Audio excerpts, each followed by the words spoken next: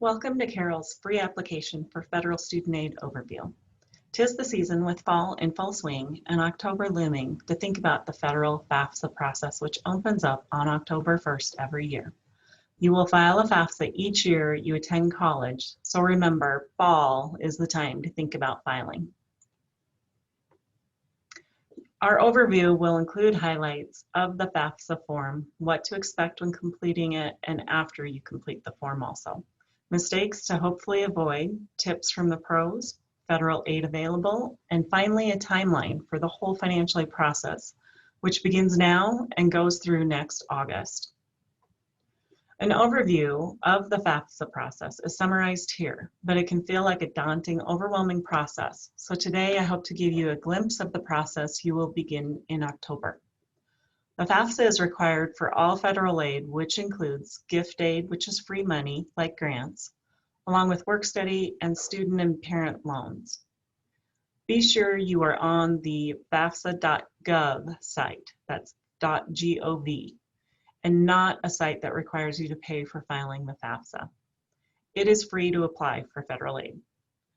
We encourage you to file beginning October 1, but our priority deadline at Carroll to file the FAFSA is December 1st, so just be sure to have it done by December 1st. Many schools have first come, first served aid, so it's always best to complete it as soon after October 1st as you can. Carroll has a renewal FAFSA deadline for current students of February 1st to continue to receive Carroll NeedBased grants and awards. Before you file your first FAFSA, I would encourage you and at least one parent to obtain your federal student aid ID online at fsaid.ed.gov. The FSA ID serves as your signature for the FAFSA and all federal aid sites. From the first time you complete the FAFSA through graduate school and even through repayment of student loans. You do not want to lose it and keep it safe. The FAFSA uses 2-year prior federal tax data, so we understand sometimes your income levels have changed or other special circumstances arise and your situation is different than what the FAFSA will require you to complete. Colleges can choose to do a professional judgment or special circumstance review if you choose to submit appeal documentation to the schools. This is done on a school-by-school basis, and the results can be different at each college.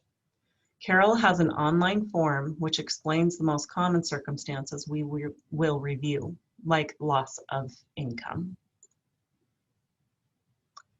This is what you will see when you go to FAFSA.gov.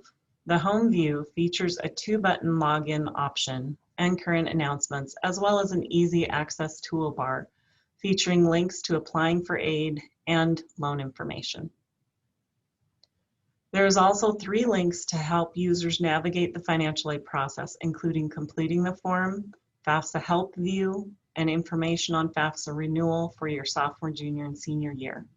Additional studentaid.gov links are also provided at the bottom of the page.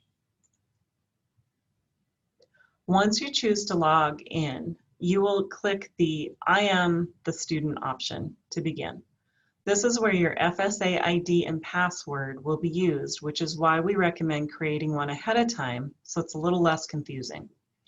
If you did not create your FSA ID yet, you can still begin the process either by creating one on the login screen, which will redirect you then to the fsaid.gov site, or by entering student identifiers. But you will need the FSA ID to actually submit your FAFSA, since the FSA ID serves as your signature for the federal aid processes. Once you're logged in, you'll be asked to choose the year you wish to complete. You will want to select the 21-22 FAFSA. We unfortunately received the wrong year FAFSA from many students, which means they need to go back and complete it a second time, so we will have the correct year. The Save Key option that pops up will allow an applicant to save their FAFSA and return at a later time to complete and submit it. The application is saved for 45 days unless the applicant submits their application for processing prior to that date. Additionally, the Save Key provides applicants a way to share access to their FAFSA if their parent needs to add information or sign it. This is the first view for the student demographics section. This is one of multiple pages on FAFSA.gov that explains that you and your are referencing the applicant or the student. There are other tabs that will reference parent information. While not mandatory, it is beneficial for the applicant and parent to include an email address on the FAFSA in order to receive important communications about their financial aid. It is also recommended that you use an email address that you can frequently or easily access. Making corrections or accessing your FSA ID and password reset is the most common frustration students have with the FAFSA process. Choosing your email address carefully can help with that process. This is the selective service screen. The response to this question is used to determine if the applicant needs to register with Selective Service System. Most male citizens and male immigrants between the ages of 18 and 25 must register with Selective Service to receive federal financial aid. Several rejected FAFSAs each year occur because a student is not quite 18 when they complete the FAFSA, so they don't register for Selective Service through the FAFSA or directly through the Selective Service website. But if they will be 18 during the upcoming aid year, they need to be registered to obtain federal financial aid. On the college search screen, you can search and select up to 10 colleges you want your FAFSA results to go to. If you need more than 10 schools listed, which hopefully you don't, then you must submit the FAFSA, wait for it to process, and then go back in to make a correction to add the other schools. But you will also need to delete some of the schools you previously listed, which means the deleted schools will not receive other corrections you may make. So just keep that in mind. The student dependency questions begin with, are you married? Do you have children you support yourself? And will you be 24 years of age during the upcoming school year? There are also other questions such as these presented on the screen that may make you independent from your parents. If you cannot answer yes to any dependency question, then you are dependent and must use parental income on the FAFSA. But if you have some extenuating circumstances like court-ordered situations, please discuss those special circumstances with the aid office at the colleges and we can assist you in completing your process. This is the first view in the parent demographics section. It will determine if the current marital status is married or single, divorced, separated. This determines the tax data to use for your parent.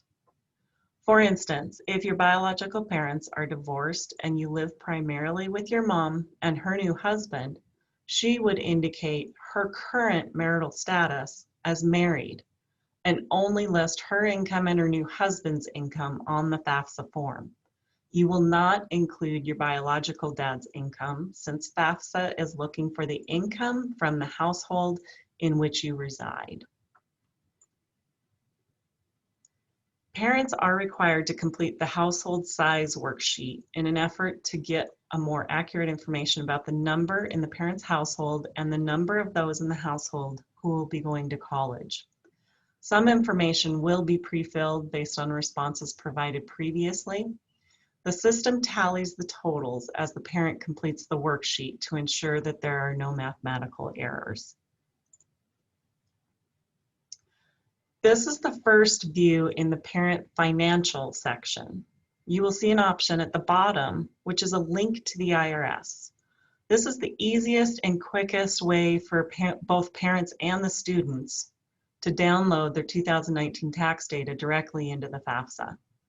Also, by doing the IRS data retrieval tool, you will be less likely to get selected for what they call the verification process, where colleges then have to request actual tax documents be sent into them so that we can verify the FAFSA data you inputted is accurate and that whole process can be time-consuming. The most important thing to remember is the IRS data retrieval tool process needs to have the exact match to the address you used on your 2019 federal taxes. So you may wish to pull up your taxes to be sure you are using the right abbreviation for street, or maybe using the extended zip code or any other abbreviations. Some people cannot use the data retrieval tool due to a recent divorce or separation since 2019 taxes were filed, but many people are successful in downloading the data, and this is the best way to ensure your FAFSA is correct. The asset page will ask you three main questions: cash, savings, and checking balance as of the date you're completing the FAFSA. Net worth of investments, including real estate, but not the primary home in which you reside, and net worth of businesses and/or investment farms. Be sure not to include a family business or family farm with 100 or fewer full-time equivalent employees. Also note that 529 or college savings plans are typically the asset of the owner, which is a parent or grandparent, not the asset of the student. So just be careful when you're completing the asset sections there. Most of the same tax and asset questions are then asked for the student, as you see here. So you would go through the same exercise as you did for the parent data. When you get to the signature page, it's a good sign. This is where you need both a student FSA ID and one parent FSA ID because they serve as your signatures. The FAFSA allows the user to select which parent will be signing the application if you listed two parents. Be sure to select the parent that has an FSA ID if you listed two parents. And you will need to remember if you listed dad in parent 1 or mom in parent 1 on the form. This can cause frustration when attempting to sign the form.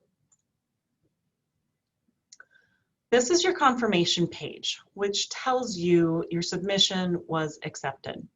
You'll want to print and save this for your records.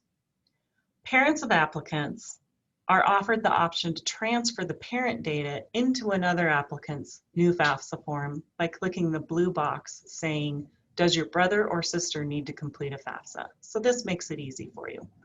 But if the applicant leaves this confirmation view before they click the link, they'll not be able to return and transfer data to another sibling. So just keep that in mind. What's next? The Department of Education will send you a confirmation email with a link to your Student Aid Report or SAR. Review it for accuracy. If you need to make corrections, you can go do so. If not, you wait patiently for the next steps, like receiving your aid offers from the colleges. The types of aid you may be eligible for include grants, which are free money, student loans, which require repayment after graduation, work study, which requires a student to work approximately 10 hours a week while enrolled to receive a paycheck monthly, and lastly, parent loans, which can enter repayment while the student is in school or be postponed while the student is enrolled. Grants are generally available for high-need students. Work is available for most need-based students, and regardless of financial need, you will receive notice of Stafford loan eligibility, which may come in the form of a subsidized or unsubsidized Stafford loan. Parents may borrow loans up to the full cost of attendance, minus the other financial aid that's being offered. That will help to fill the gap of what you may need to pay the bill if you don't have a college savings plan or plan to do a payment plan. Much more information regarding aid options will be available to you when you receive your aid offer. A one-on-one meeting with a counselor is a great way to understand the financial aid that you are actually eligible for. At Carroll, our merit scholarships are the base of our aid offer, even before we package federal aid. Freshman merit awards are 4-year awards and can range from $16,000 up to $23,000 a year. One unique thing about Carroll's merit program is that a student only needs to maintain good academic standing in the college to keep their merit level, no matter which level they're at. which is a 2.0 GPA. Many merit programs at other colleges require a higher GPA to be maintained for higher merit scholarships. We do this purposely as we understand sometimes life just gets in the way. Sometimes a student picks the wrong major or they get sick during a term and they need to regroup to get their grades back on track. That is okay at Carroll. Our priority is to see our students succeed and graduate and move on to bigger opportunities after college. We realize that potentially losing $23,000 a year can be devastating for families, so this is why we have our generous policy. At Carroll, we'll accept higher test scores, normally through the April 21 test dates and or final high school transcripts, if it will help the student move up to a higher level merit scholarship. This year, for fall of 21 new students, we will accept higher test scores through the first day of class fall term 2021. We have a merit scholarship calculator on our website, in addition to a full net price calculator, which can give you a full picture of the estimate of what your aid might look like at Carroll. Carroll College need-based grants and awards can also range from $500 up to $10,000 based on your FAFSA results and other aid a student is eligible for, like your merit, athletic, and activity aid. Carroll need-based awards are 4-year awards as long as the student maintains financial need. Aid offers will start to arrive now and go through about April. Private colleges will begin sending notices November through January, and public colleges generally between February and April. They'll send their aid offers out. Keep those aid offers in a special folder so when you have received them all from your top colleges, you can sit down at the kitchen table and compare them as a family. We understand the decision may not always just come down to the major or the fit, but what finances can play a big part of the overall fit and the right choice. We want this to be a great decision for you and your family. When you are comparing colleges, I encourage you to give us a call and we can help navigate that comparison. We also insert a comparison worksheet for your convenience in our financial aid packet. To summarize the timeline for the year, it begins now with your application for admission, which then rolls into the FAFSA process in October. Scholarship applications are also available now, so start applying as soon as you can. And our Carroll aid offers will be mailed to you the first week of January, as long as we have your FAFSA results. The next steps are to review all your aid offers with your family, call our aid office to review your options, make your final decision and accept your financial aid by May 1st at the latest, pay your enrollment deposit and register for classes, make payment arrangements in June or July, and finally, begin the next chapter of your life here at Carroll College. Please let us know if we can help you along the journey. We have 4 counselors in our office available to assist you. We don't assign any students to counselors by alphabet, but rather we are available for you whenever you need us. So thank you very much, and I appreciate your time.